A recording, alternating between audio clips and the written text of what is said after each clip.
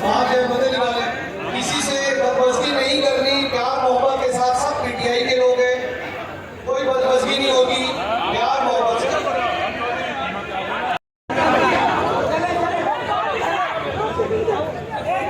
Security आप late पे चले जाइए,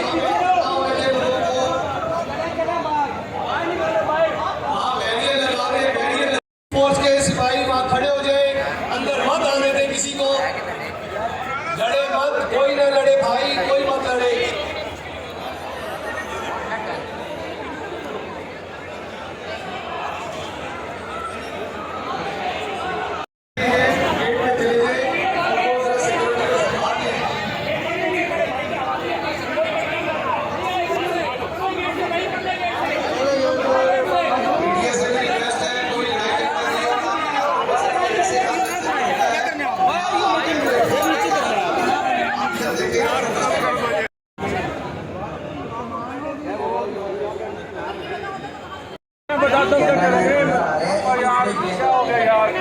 क्या करेंगे? नहीं, ये अगर वो बोल रहे हैं ना, वो बोल रहे हैं ना, आप लोग क्या करेंगे?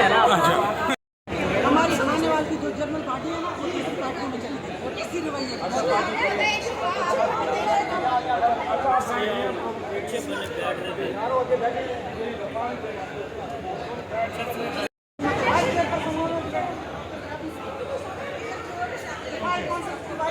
धक्के दिए गए। मुझे बताइए बाकी वकील क्यों वहाँ पे बैठे हैं?